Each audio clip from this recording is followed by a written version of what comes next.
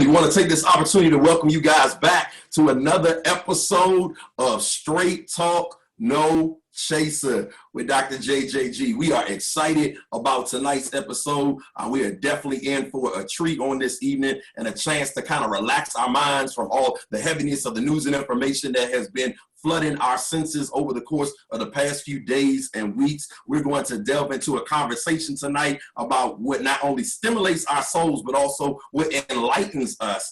We are talking about the arts this evening and a little bit more with our guest, none other than David Lloyd Marcus, who is the writer, director, producer of some amazing content that has been coming our way over the past few years. He's also the co-founder of Wise Men Productions. And so we're excited about this conversation on tonight. So let's get right to it. Good evening, David, and welcome to Straight Talk, No Chaser. Good evening, Jason. Thank you for having me. This is the title of the show is perfect show title for having me. I'm excited That's about all I do. I know you're going to bring it. I know you're going to be honest. And I think even perhaps some of what we share on tonight, you know, as we're dialoguing back and forth, will give folks an opportunity to be able to look at a little bit of their own life or some circumstances, situations that they find themselves in a different way and make proper adjustments, if you will, so that life doesn't have to be as hectic or as crazy as it can be. So you're currently the author of two highly acclaimed books. The first, Ouch, This May Hurt, which dropped in 2012. And the second, Life of an Alpha Male, which dropped in 2016. I know your passion for writing didn't just start with these two page turners. So what got you started putting pen to paper? It's an interesting story, and it's kind of like, I don't know, I would say it did kind of start with those page turners. I was in the car business, and I remember it's crazy how this happens. I've told this story a lot. I was in the car business, talking to a friend of mine one day and telling her, I said, listen, me and my buddy had a dealership. And I said, there's something more that I'm supposed to be doing. I didn't know what it was. I knew it was touching people. And we started going back and forth. And I said, well, my grandfather's a pastor, but I don't think that's my calling. I'm not sure that's quite it, right? And so I'm like, but I knew it involved people. And then later, it wasn't even a few months after that. I got this movie idea that just kind of came to me. But I didn't know anything about film or how to do it. I just thought it was, you know how you talking amongst friends, like this would be a good idea for a movie. And so I found out how to start, you know, that you can pitch it, write a premise. And I did that, and I really liked it. I was surprised at how easy I put this together and loved the concept. So I thought maybe it's just me. So then I would let customers read it that were coming to the dealership. And they were going crazy, like, is this going to be a book? Oh my God, it's never been. And I'm not going to tell the concept right now because I didn't actually shoot this yet, but it was just an idea. And then from there, a film writing contest came on TV probably 2 weeks after that. And I was like, well, I wrote the premise. Maybe I could write a whole script and shoot this thing. And after that, man, the dealership that I was working at, we closed down maybe a month after that. Come on now. And I'm like, how in the world? Like all of a sudden I just get this idea to write something and think I'm going to film it with that money, and it shuts down. And that's when I really finished the script because I had time. You know, so that sounds almost like divine intervention. I mean, you talk about, you know, knowing that there was more to your life than what you were currently doing. You know, you were on your grind, you were doing your thing, you know, putting food on your table, taking care of family, you know, but you kept hearing, you know, the still small voice. You alluded. And when I tell you there's a small voice, I kept hearing it clearly. I just could feel it in my spirit. And then it seemed like it was a domino effect once that moment started. And you know how they say that man makes plans, but God directs the steps. He really direct, because it's like he took that away, and then I had the time to write. And so then I decided to write this script. And I invited my friends over.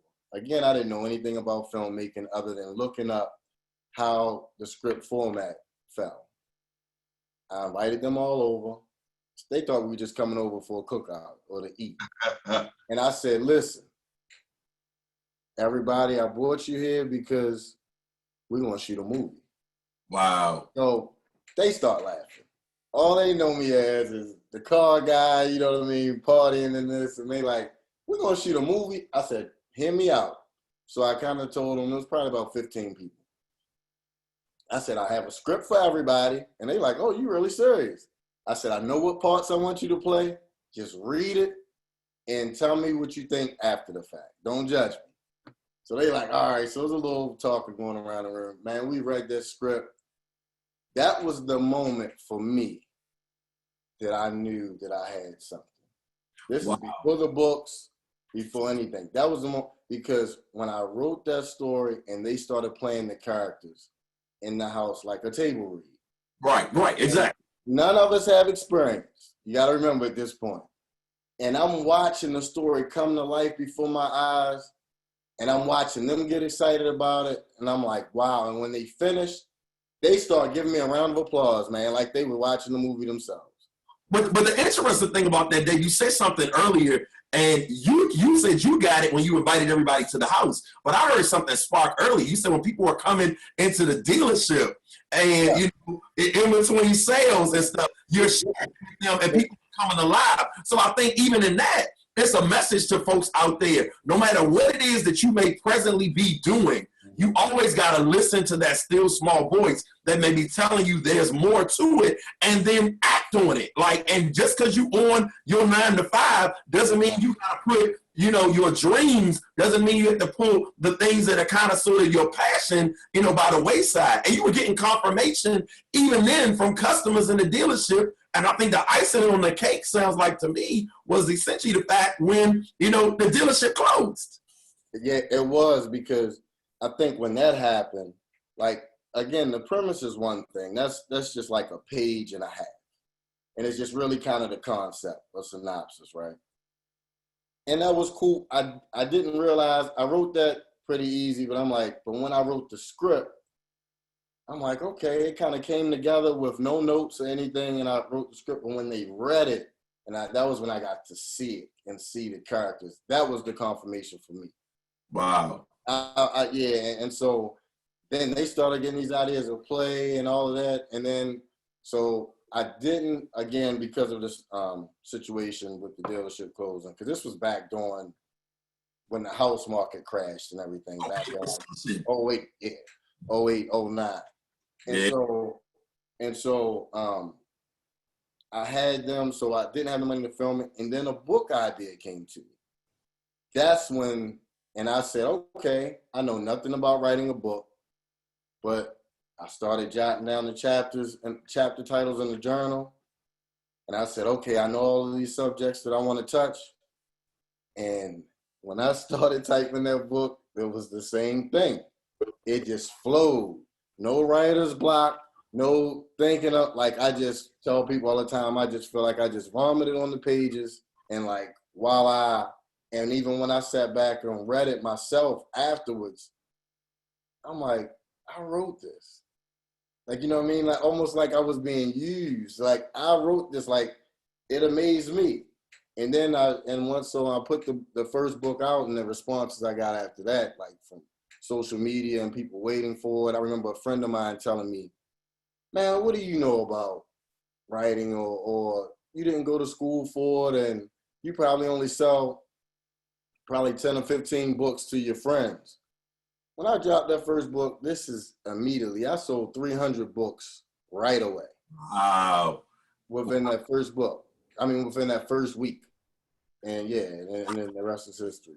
Talk about it. It was during the time of the economic downturn, 2008, 2009, similar to what we're going through right now. We know even I'm hearing something in that. When there's craziness going on in the world around you, and you can't do anything else but just be with yourself. We have been dealing with COVID-19 now for the past couple of months. I know you've been churning out some stuff in the past few months, but I think to everybody, we'll talk about that. We'll get there, but to this, everybody else, there's a message in this. Like, even if it seems like there's craziness all around you, that's time for you to sometimes just be still and listen to that inner voice and let whatever it is that you're passionate about, whatever it is you're excited about, let that just begin to come forth. And you don't ever know what it is that you may be getting ready to drop on folks that may not only be life-changing for you, but may be something that just blows people away. 300 books in the first round? Mm-hmm. You giving me life. I'm in the midst of writing right now. I got 2 books in the pike. I'm halfway there with one. My publishers told me, I got a deadline of August the 1st. I'm probably going to have to negotiate that a little bit. But in the stillness of these moments, I sat outside the other day and was just writing. In my backyard, I looked up, I'm like, oh, it's dark. Let me get in. But, use this time wisely. Anybody that's listening, while we still on stay at home, this, that, and the other, whatever phase we in, use this time wisely, because that could be the thing that could change your life. Exactly. And you have to do that. You have to, in this time, do exactly what you said and not panic. And like in the midst of being still, is like you said, really listening to that voice. Because if you spend that time worrying, it's hard to hear anything when your focus is just worrying about what's wrong. Like, so that's why, because of that time, again, we'll get to it later, but during this time, I did the same exact thing, because I already know, like, in these crazy times, it's like, okay, what am I supposed to do now? What's next? And I had something in the pot cooking right now that I can't wait to tell people about. Wow. We may get to some of that. Yeah. About the books, actually. So much of the content of your first 2 books deals with relationships. Everybody has a relationship story. If you've been alive long enough, whether it was the first relationship in kindergarten, the girl you liked, or the boy that you had your eye on, everybody got a relationship story that goes back. We found love, we lost love. I'm a DC boy. Stacey Lattisaw had a song said, I found love on a 2-way street and lost it on a lonely highway. So we all got a story, And so your first 2 books, deals with relationships, but it approaches them from a male perspective. I was just heard, really we're hearing from you when we get into, Life of an Alpha Male, we're hearing, from your character, Mason Kane, correct? Right. And so, oftentimes we hear men are extremely quiet on issues of love, on issues of intimacy. A lot of times people think that we are the strong and silent type. We don't have much to say, but there is a lot behind our exterior. It's a lot behind, our physique. It's a lot behind, us just being, the man, as we say, but your work provides a different perspective. So oftentimes we hear from women on these issues and they're, laying it all out and we don't have anything from men, but you do something different. So I guess one question I would have for you is, why do you think men oftentimes have an inability expressing their true feelings? I would say 2 things. One, because we are taught in a lot of cases to be so tough. Mm-hmm. Like you said too, and it's like, men have feelings too. I remember I laughed at a friend of mine had a keychain, and it said, "Men have feelings too, but who really cares?" Wow. And she laughed, and I said, "You're carrying that around." I said, "That right there is a lot to do with why men don't talk, because they feel like they're not heard. They feel like in society, like you said, and that's why I decided to do this book. They feel like it's all about the fairy tale for women, all about what women want, all about what makes women happy, and that's what we talk about. And it's like, and you even hear it, you hear happy wife, happy life. And it's like, what about him? Yeah. Like, what about him? So I just decided to write a book about how men felt about things, and like, you know what? I'm going to take women in the barbershop, because you see the divide between men and women. It's one. I mean, we can't deny it. There's a disconnect. And I say, it's like it's barbershop talk, and it's how men talk to their friends. And then it's like when they get around the women, and I blame men, and I tell them, I say, we always say women don't get us, but don't understand us, but we don't talk. Like, and we don't have the courage to talk. And it's both sides, because I've done relationships forums and relationship events. I've seen it a lot of times, and I'll say it, and I know your listeners are listening. It's getting ready to get real right now. But the men talk, it's common. I've seen it enough. Unless they're saying what women want to hear, they get their heads bit off because they think differently than women do. Wow. I've seen it. I've seen it time and time again. It was a book years ago. I know we didn't write it, but somebody else wrote it. I think it's Men Are From Mars, Women Are From Venus. I've never read it, but the premise of it, the title, is almost like we're from two different planets. But the interesting thing is this: we all are human beings. So if you boil that down, that means that if you got needs, I got needs. You get hurt, I get hurt. You want things, I want things. You get angry, I get angry. And so we have to be able to create an atmosphere where we can express that in a safe space, because if not, what oftentimes happens, and I think you change the narrative on that with your writing, what oftentimes happens is men shut down. When you were talking about the keychain, I was looking for a post I saw on Facebook early this morning. This is what it was, either Facebook or Instagram. It says men cry, men break down, men suffer with eating disorders and body dysphoria, men have suicidal thoughts, men die by suicide, men suffer with mental illness. It's not unmanly to struggle. We need to be encouraging men to speak out, not letting them suffer in silence. Mm-hmm. Yeah, and like, to me, you should want to know how either your mate or either the man of interest really feels about things. That way you can choose accordingly. You might not be as compatible, which is he is really for you. Yeah. So I talk about it in my first book. I'd be like, create an environment. You'll be surprised what you get out of men if you play it cool and make him comfortable talking to you. That he can talk about the good, the bad, and the ugly. You'll be surprised at what you find out.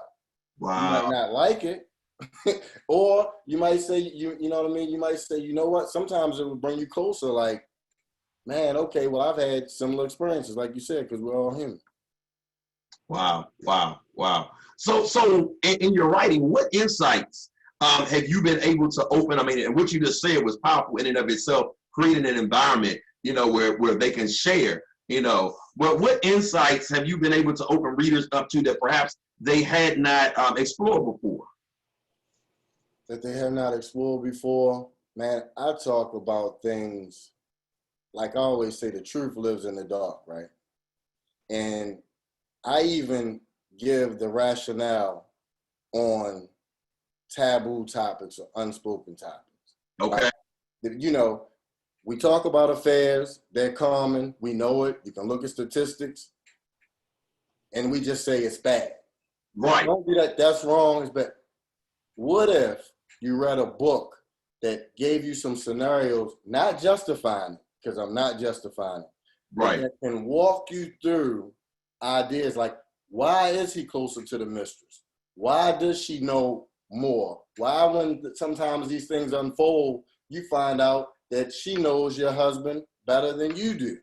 Why do you find these? And I explain these things. And like I said, and I do it in a way, I didn't know how offended people would be. I'm telling you, I wrote the book, and I'm gonna keep it real, Jason. I was sipping vodka some nights that I wrote it. But listen, because I told myself I wanted to tell the truth, and if I sell, that would be my reward. But it was going to be the truth over everything. And that was my thing. Like, my book, really everything that I've written is based in raw truth. I'm one of those authors that you'll say, be ready, strap your boots up if you're gonna read read one of David Lloyd Marcus projects. Yeah. But I think that's important because, so oftentimes when you start thinking about literary works, and film, most of us have been trained in our subconscious that we're waiting for the happy ending. We're waiting for it to fulfill. And we all have to, we've been done a disservice by Disney, if you will. Making us think that everything is going to be happily ever after, tied up in a nice bow. So I think it's important that we hear real stories about how people work through, because so oftentimes we live life with expectations that things are going to be perfect, and when they are not perfect, then we lose it. We ready, to walk away. We ready, to just lose our stuff. And so it's important to hear stories and see raw content, if you will, that lays things out, that sees the intricacies of the good, the bad, and the ugly, and see how people take the steps to work through. Exactly, because it's wisdom in that. It's wisdom in the truth. It's like, okay, you can see these scenarios. Sometimes I've had people, again, DM me, inbox me, call me, and like, boy, I know you was walking the tightrope with that, but you were on point with what you talked about. I'm going through that right now. Right. And whenever I get that, it's always my confirmation, keep talking. Right. Sometimes either on Instagram, and we all got our folks that we like to watch on social media. You're one that I like to watch on social media because I know you're going to talk about real stuff, and it intrigues me, in my line of work. It intrigues me to be able to hear these conversations. You have a platform that in some ways doesn't lend itself to me always.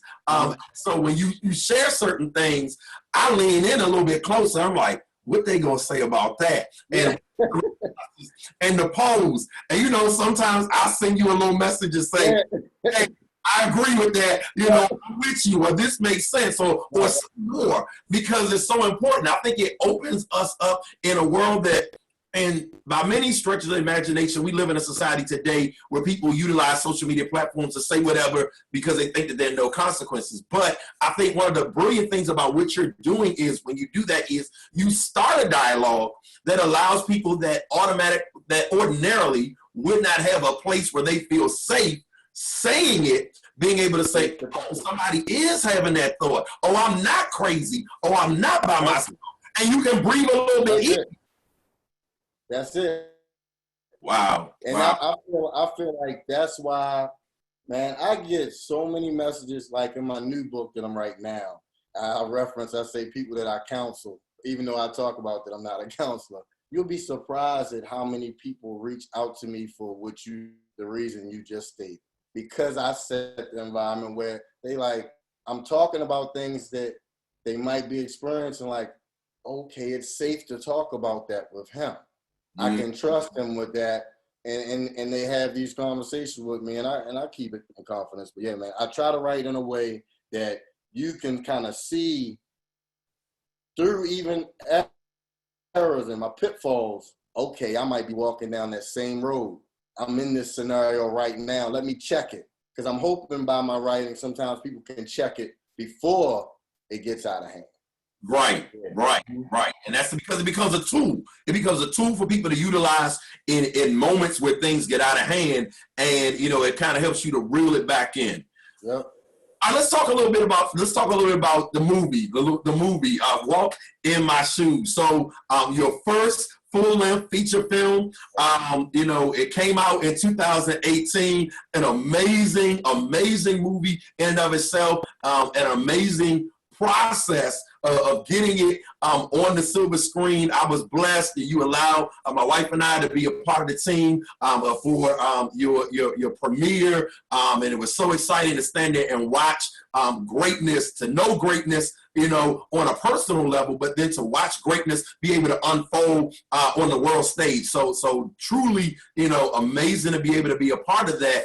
Tell us a little bit about the process of turning, a book into the movie. And so if I'm not mistaken, you correct me if I'm wrong, you know, some of what came out of Ouch, This May Hurt began to, is that correct? Come out in,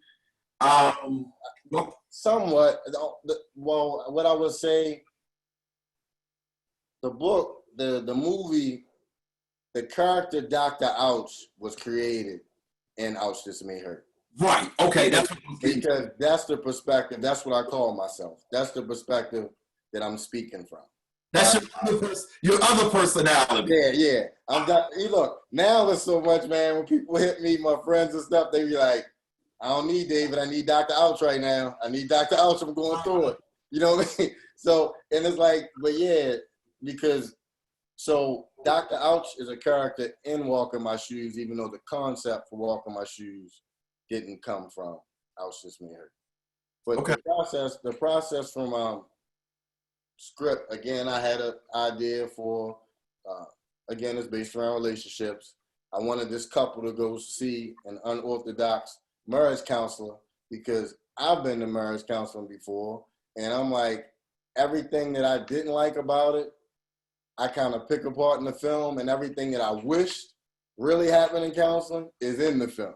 I'm like, what if you had a doctor that had discernment and really pulled the truth out of couples? Didn't let them wear the mask, didn't let them say what sounds good, and really just pulled it out and made them have uncomfortable conversations. And that's what I think. That's what made the film was so good. Like I said, I'm not a licensed counselor, you know, but as an ordained, as a licensed pastor, I do marriage counseling. And so, you know, when I saw the film, and I was thinking, dang, that's totally out of my wheelhouse. That's why I do premarital counseling, but after, if there are issues that are bigger than I can handle in that type of setting, I got to refer people elsewhere, you know, and you know, even as a pastor, you know, I was like, you know, if there was a Dr. Ouch that existed, there's some things that I would refer because, I mean, it was in your face, it made you think, and really to the film's title credit, it really forced you to do something that most people are not doing in relationships, and that's walking in their partner's shoes. Because when you walk in your partner's shoes, you learn some things not only about your partner, but also about yourself that maybe you aren't necessarily willing to admit or accept. You know what? And I gotta take a moment because I said I'm talking to Jason. I gotta shout out my grandfather real quick. I was gonna do it earlier. But no, this is the time. This is the time because of something that you mentioned when you said, you know, you do premarital counseling. He solidified everything for me with my Dr. Ouch movement. And you know, and I'm sure your wife knows, that book is real as it comes and raw as it gets. And from Dr. Ouch, my dad, I released it. So of course my parents wanted a copy. And like maybe 2 days afterwards, my dad called me and said, hey, Daddy said call him, talking about my grandfather. So I'm like, what? He's like, he read the book. I'm like, oh no, right. I'm like, with all that subject matter, I called him and he said, David. And I'm like, yes, sir. He was like, bravo. Wow. That meant everything from him. He said, it's a purpose for what you did. He said, if I could counsel people, he said, you said what I can't say. Right. Exactly. Yeah. He said, but if I could tie your book in and tell them to read your book and then come see me, I would do it. Wow. And after that, I was like, nobody can tell me nothing. I don't care who doesn't like, you know what I mean? That was it. Speaking none other than that of the late Reverend Dr. Lloyd Marcus, an amazing pastor, a trailblazer in the community, and someone who was as real as they come. I was blessed to follow him in a pastoral appointment, a couple pastors in between us, but, you know, even just being able to sit down, you know, in the office that he once was the pastor of and have conversation and dialogue was so reaffirming. And, you know, I didn't even call him, I thank y'all for letting me do it. I didn't even call him Reverend Marcus. I didn't even call him Dr. Marcus. I called him Dad. I called him Dad as well, you know, so you're Dad and they allowed me that, Dad and your aunt, you know, so, you know, truly great. But if you heard that from him, you knew you were solid ground, good footing. Yeah. Let's look. We got a couple of clips here to tease it. This is Straight Talk, No Chaser. So let me remind folks, this is Straight Talk, No Chaser. We get at it in our conversations, regardless of what we're talking about. I'm not sure which one is going to queue up first, but we're going to go to a couple clips. I'm going to let you talk us through them after we see them. So y'all hang tight for a second. Let's see what we got coming up first. Let's see. All right.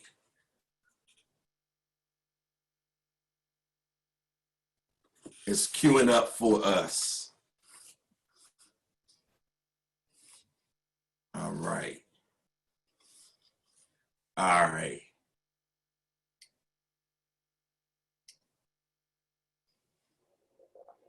Cheers to the fact that you guys don't want to be miserable anymore. Like the majority of the fake ass perpetrating couples in America stand together because they have kids or years under their belt. Yeah, they're miserable as hell. So talk to us. I take it, David, that's Dr. Ouch. He's talking to your two main characters in the film. And so what's going on there? That was the first thing that he said to them. What you just heard, that was his introduction. That set the tone in the movie. I knew I wanted something right away to let people know that they were in for a treat with Dr. Ouch. And he was just basically saying, cheers. And I was kind of picking apart, like the whole film made you think. Because I was kind of picking apart, like, even the couples that stay together for years aren't always happy.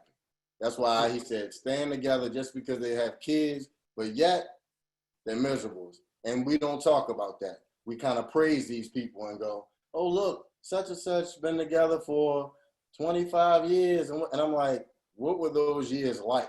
Wow. That's the only way I would admire that or to me strive to want what they have or something like it's like, okay, that's what I want to aspire to be.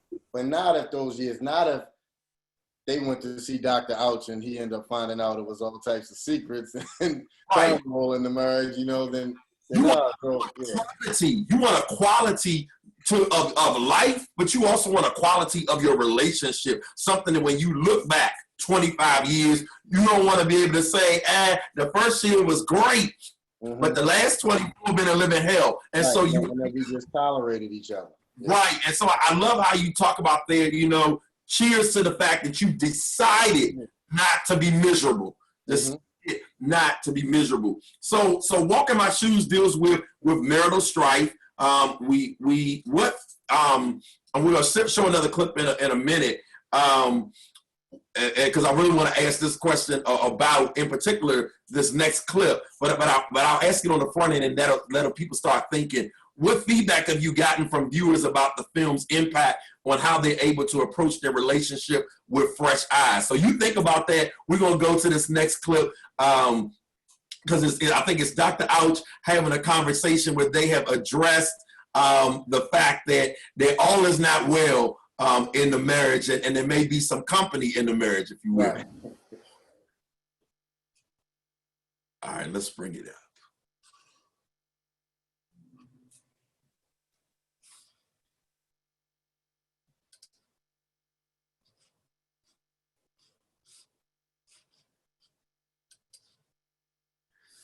Here we go. For some reason, we tend to have affairs to patch up everything that's wrong in our relationship. We don't get our way, we cheat. We don't get enough attention, we cheat. We're hurt, we cheat. We have enough silly arguments, we cheat. Well, if everything makes us cheat, Why get in a relationship in the first place?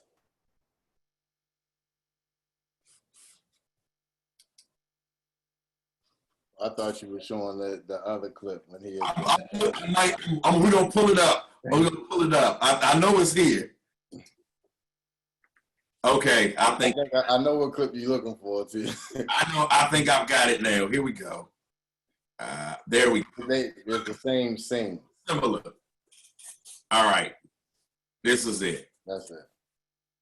I guarantee that she knows everything that he feels that he can't say to you. Now, are you going to get to know your husband again and let the man get out what he's feeling? Or are you going to send him back to her so she can console him about how he couldn't get a word out in counseling, just like when he's at home?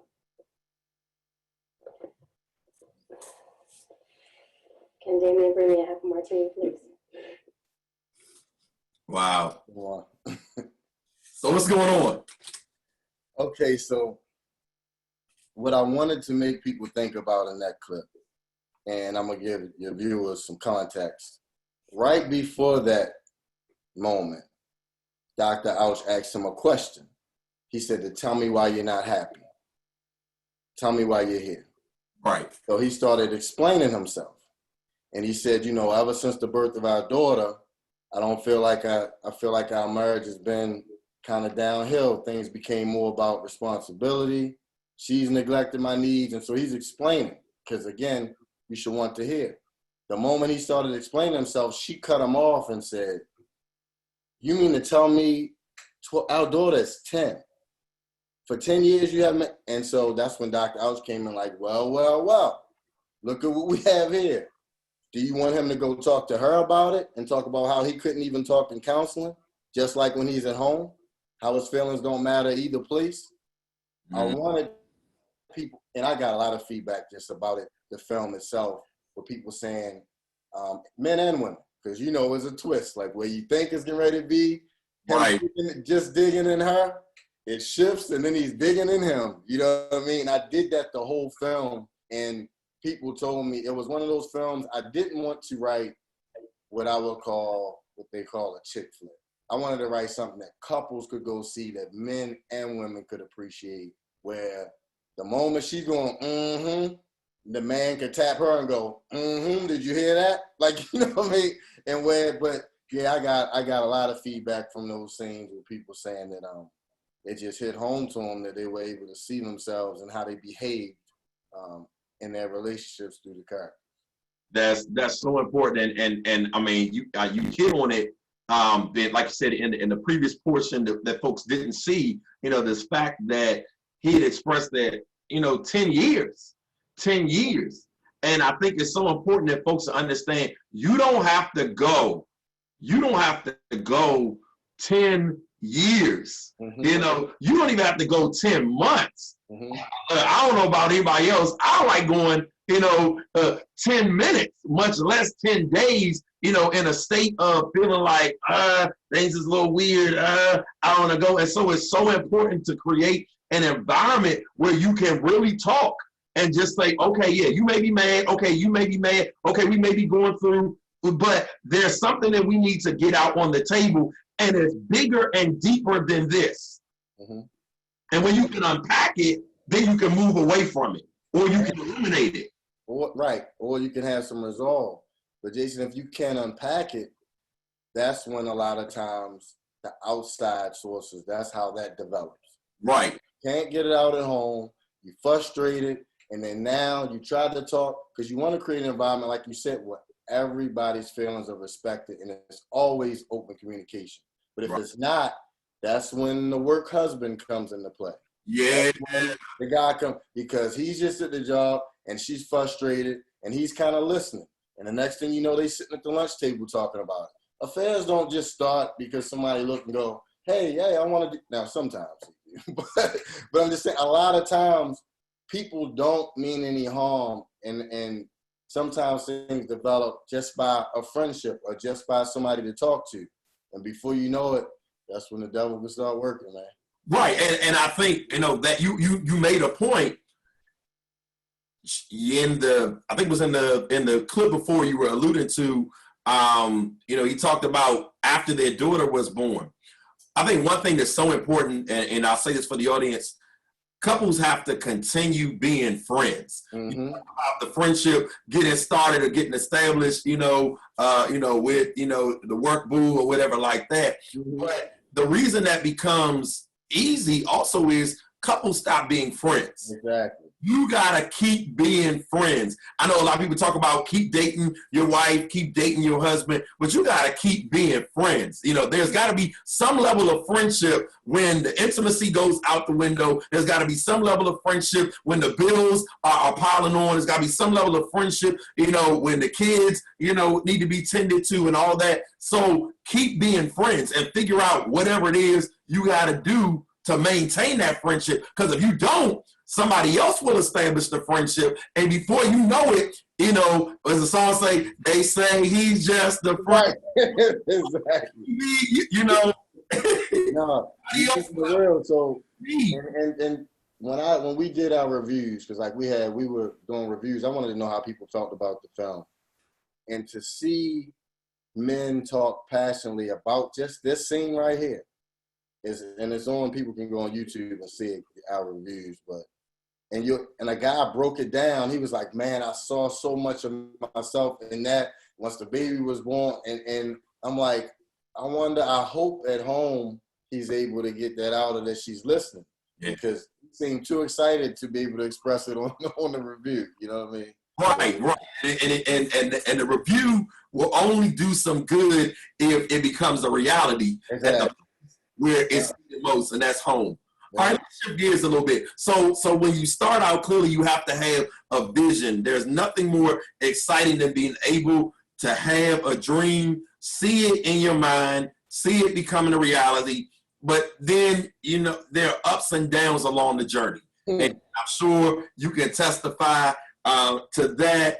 What are some things that you learned through the process of just trying to break into the industry? I'm hoping, I've never asked you this directly, I'm hoping when you respond, you'll speak to something I heard on the rumor mill, and I never vetted it with you. I even didn't vet it with you before we talked, but I hope you'll allude to it, and then I'll share with you, what I did in response to what I heard. So go ahead. What are some things that you learned through the process of just trying to break into the industry? Just trying to break into the industry. You said you basically saying what were the ups and downs of it? Yeah. Well, one, I'll tell anybody, one thing that I learned, once you kind of find out what you're put here to do and go to pursue it and act on it, you have to be prepared for everything to go haywire. Like everything in your life might go haywire and you have to push through it. But I feel like, me and my partner, Antoine Chambers, shout out to him, talk about this. It's all to prepare you for what's coming, the bigger picture for your purpose. And you're being developed through those ups and downs. And the biggest one that stung for me, I don't know if this is you trying to get me to talk about, the biggest one that stung for me was when I was trying to break in the industry.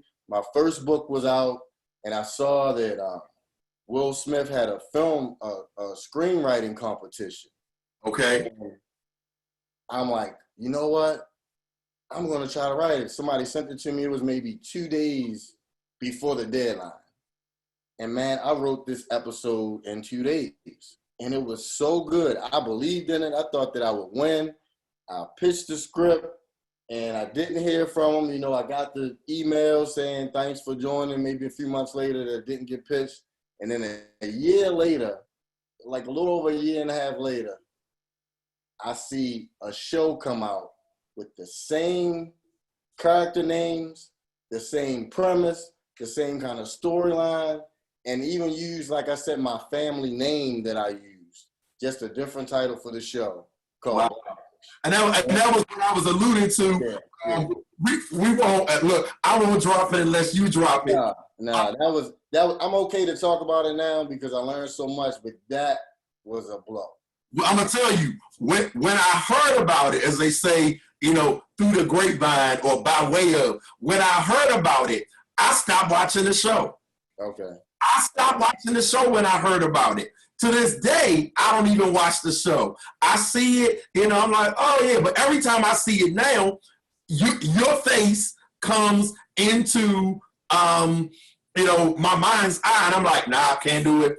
Can't gotta support the homie. Gotta, no, can't do it. And so you're gonna have some ups and downs. You may even have some folks that will smile in your face and say, yeah, this is good, but not right now. And you look up, and then it's happening right now, but you ain't a part of it. And so you gotta use. I think you used the word earlier, and I use the word a lot. Discernment is so key. Discernment is so key in whatever you do, whoever you sharing with. You can't share with everybody. My mama would always say, I think my mama's on right now. One thing she instilled in me is everything ain't for everybody. And when it's time for it to come forth, it'll come forth. But you said, you learned in that. And what I believe, even in the grand scheme of things, man, what I would tell anybody, you have to still trust the process and trust God no matter what, because I believe in the end, because I look at it, if it wasn't for that happening to me, I wouldn't have decided to start my own production company and do what we're doing now. And I believe once we achieve and reach the heights that we're going to reach, I'm going to be like, that's why that happened to me, to make me start my own company. When Wiseman Productions is one of the biggest production companies in the world, we'll be like, that's why that happened to me. I didn't understand then, but it was again redirecting me to do exactly what I was supposed to do. And I learned about having your business in order up front and what not to do and how to protect your work. Right. That process too. Yep.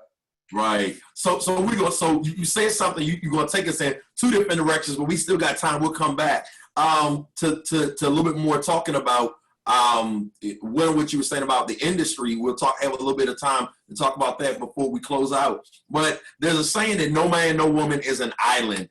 We all have to have some faithful folks in our corners, not only having our backs, but also keeping watch out for impending danger. So who does that for David Lloyd Marcus? Yeah. My mom, my dad, and my partner, my business partner.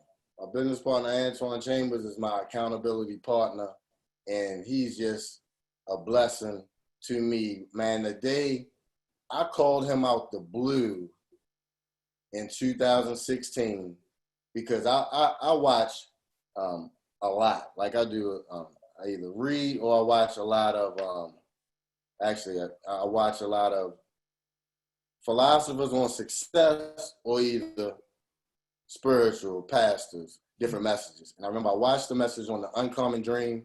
I never forget it. And I just called him and I said, man, we're going to do a movie. And he said, okay. and it was that simple. And he said, I said, well, let's meet up tomorrow. I'm going to tell you the details of what I'm thinking. And we met, and he was basically like, man, I've been believing in you since the books. I got your back. I got some paper. Let's do it. And then everything else, once we started taking action, everything else started coming into place, everything we needed along the way, and my team. And shout out to Jessica Simon, too, for what she did with Walk My Shoes, and JC Moore now, Gary, my mom, everybody with Wiseman Productions, and Charles, the man, Reverend Charles Solomon is one of our lead cameramen. Yep. Wow. That's important to have folks that not only believe in your dream. I always got to bring it back to some word. The word of God says, write the vision and make it plain so that anybody going by will be able to see it and run with it. And I think one of the things to your credit and to your genius is that you write the vision, you make it so plain that those that not only have a love for you and a support for you are able to see it, to experience it, in a moment of encounter with you, and are like, okay, I'm on board. Let's go with it. And everybody needs folks like that in their corner. That's a shout out to the audience. Figure out who is in your corner, regardless, right, wrong, or indifferent. One of my mentors, the Reverend Dr. Rodney Thomas Smothers, always says to me, everybody needs somebody in their corner and in their life that they can be naked and not ashamed in front of. You know, and I love it when he says, he digs in, leans in, with me and other folks, but he'll sometimes say to us, you need somebody that when, your stuff ain't right, somebody that you on stage, in front of the whole world, somebody that can pull you close enough to the curtain, clean up your mess, your literal mess, and then push you back out into the limelight, and nobody ever knows the difference. And that's so important. So shout out to the team, shout out to Wiseman Productions, your co-founder, Antoine Chambers, and everybody else that it helps to make the magic happen and all that you do. I want to go back, still a little bit around the industry, having this conversation. In the past few years, we've seen a surge in African-American writers, directors, producers, big ups. You are the total package, all of that wrapped up in one. Back in October 2019, I'll use it. Black Twitter was a buzz. It was heightened excitement because we witnessed the grand opening of Tyler Perry Studios down in Atlanta, Georgia. It's the largest motion picture studio in the country, bigger, than Warner Brothers, bigger, than MGM and all of those that have been out there, for a while. And so while we're clear that Hollywood and even Broadway are still two very racially unbalanced arenas, what do you attribute the fact that the narrative is beginning to shift in the favor of people of color who are trying to break in?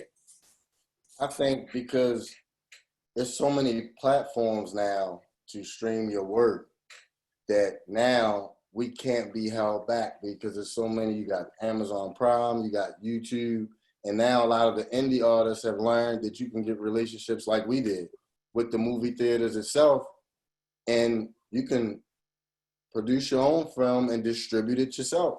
You have to create, it has to be good enough to make it, you know what I mean? Like just at Hoyt's, we did 8 shows at Hoyt's and packed all of them, over 200 something people, a crowd, and still gonna do it. We were getting ready to show it again, but they stopped us with this whole pandemic, but we're gonna be showing it. But you can really, I think people started getting more creative and doing it themselves, like Tyler Perry that you talked about. I kind of use him as the model. I said I wanted to do a film like he did with plays. If you can create something good enough that people can watch, and we did it. I said, hey man, we can tour with the film like he toured with the plays.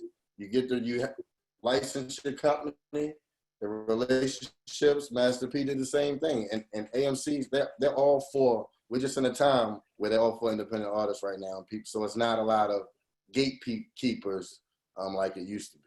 Right, and I think coming out of COVID-19, where your traditional movie theaters have been closed now for months, you've seen a lot more straight to DVD or TV or streaming services, to try to keep movies that have been in production have been held up by this whole pandemic. You're gonna see a lot of folks that'll be responding and waiting for people to come out and drop their stuff. I love what you said. A lot of people are still coming to know Straight Talk No Chaser. This is now, oh my gosh, this is now episode number 8. And people said, well, what made you? And I think we had this conversation. You asked me what made me. I was teaching a Bible study class, and I asked somebody to fill in for me. And when it came to the point where I realized, okay, I'm gonna be able to do it, and I would be there. We had a dialogue. My very first guest, Dr. Angel Jones, who's a colleague of mine, came in and taught, and was really on the premise of teaching and sharing information. But she allowed me to ask her some questions, and before you know it, I got with my wife, who's my producer, we're thinking of content ideas, week after week, and it just kept rolling out. I'm like, oh, wow, we got a show, a talk show. And, so much of what you said, producing your content, make it, I'm home, but the reality is, we got lighting in the house, we got stuff in the house. The scripture says everything you need is in the house. Literally, it's in the house. When we come up out of this pandemic, we may be some other places with it, but right now, this is home base. And a lot of people, it was funny, I think probably back about a year ago almost, you talked about different platforms.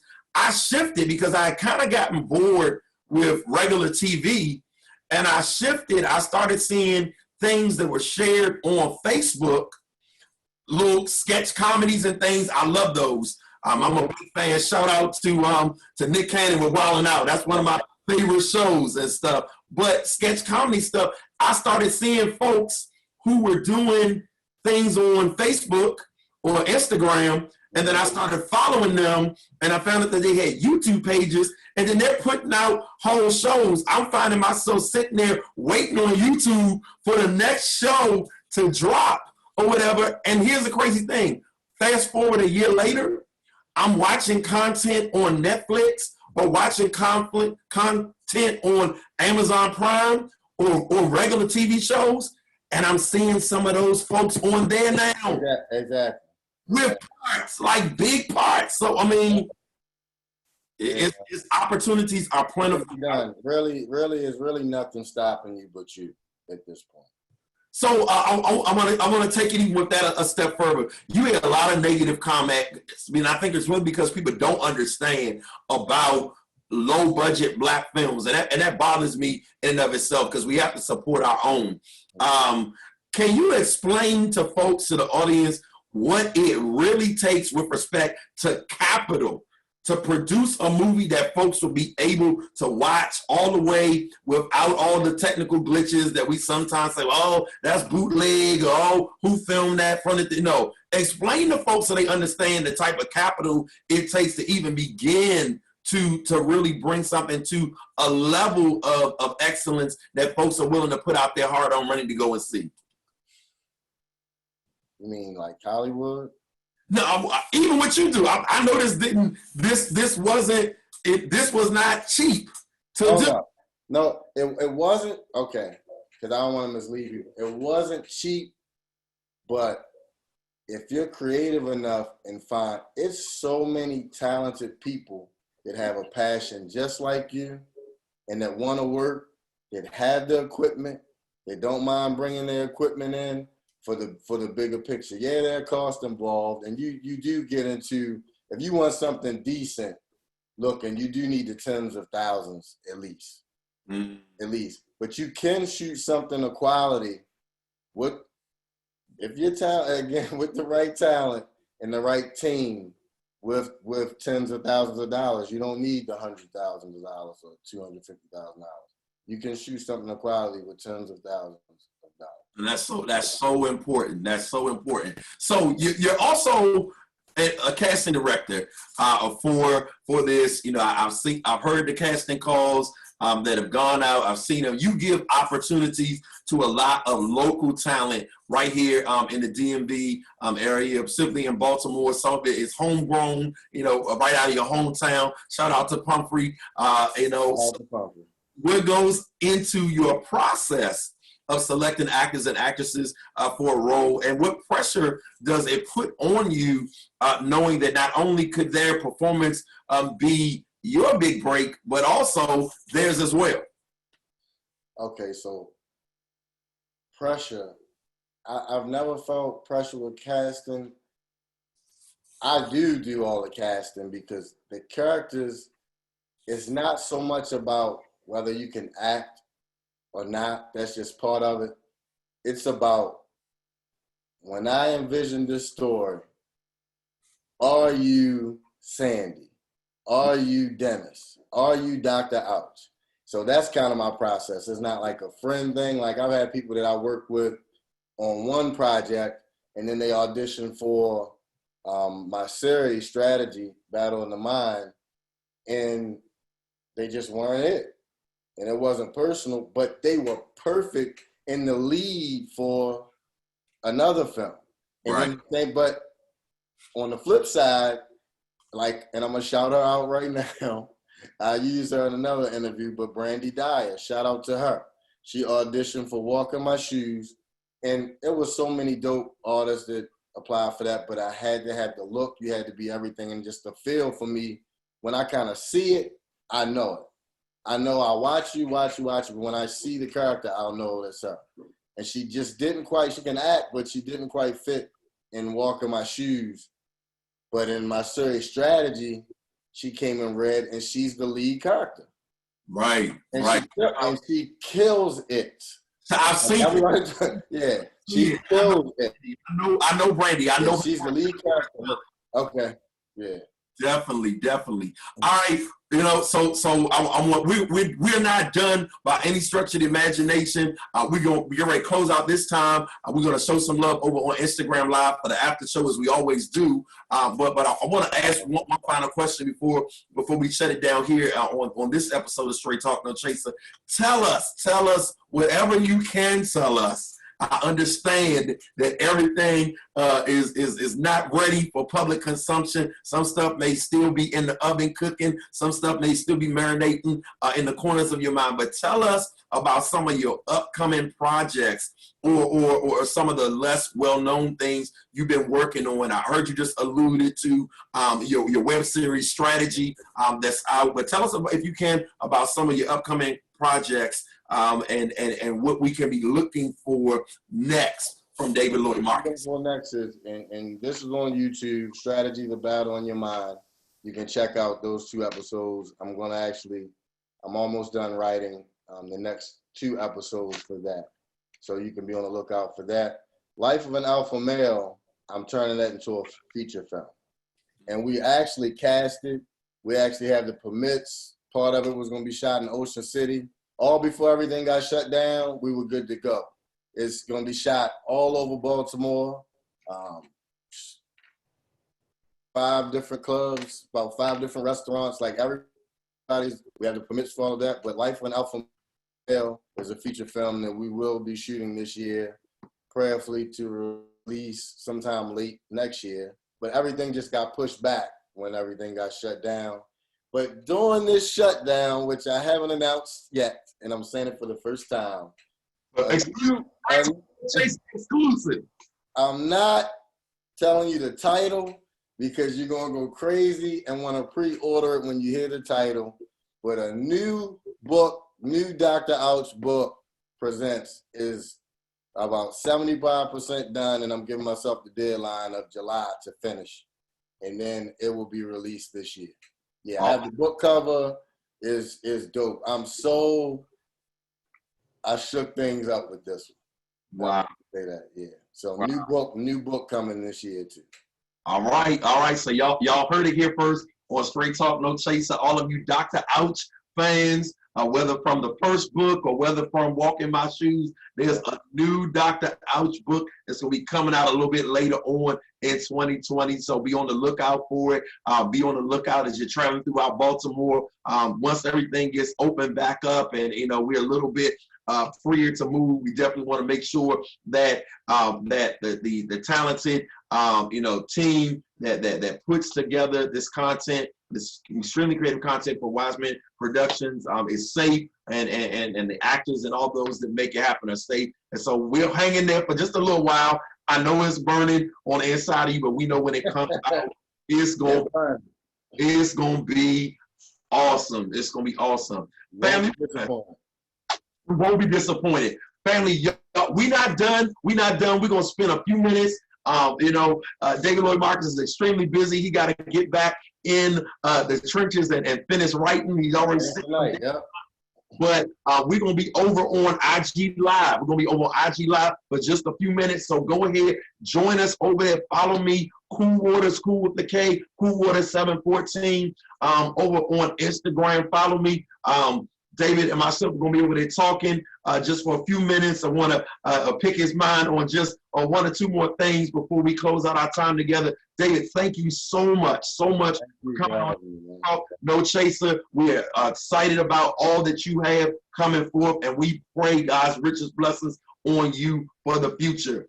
Family, come back next week. This ain't it. We're back next week with another episode of Straight Talk No Chaser. I'm going to be talking to a friend of mine, a sister of mine, Tawanda Prelo, the Reverend Tawanda Prelo, excuse me, my sister, is going to be on with us as our guest next week. We're going to be talking about something that is extremely important in general, but especially in the midst of a global pandemic. We're going to be talking about clergy self-care. All the pastors out there, tag your pastor, tag your minister, tag your favorite preacher. They don't want to miss this conversation with Pastor Tawanda Prelo, who's going to be talking about what we as clergy have to do to take care of ourselves so that we don't lose ourselves and our minds or our joy while we're trying to take care of everybody else. So make sure you join us right back here next week for another episode of Straight Talk, No Chaser with Dr. JJG. Until then, peace and blessings.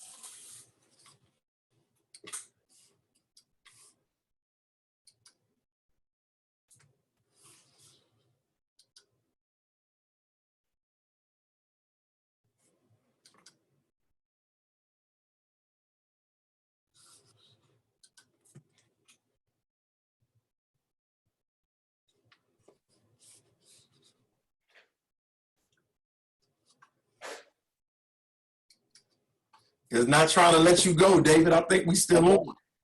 You want me to close out on my end? I'm going to close out. I'll see you on IG Live. Cool Water 714. I'm going to start a live video in a second. So I'll make sure that tonight's episode is uploaded. It is not trying to let me shut down at all. That's crazy. It must have loved you.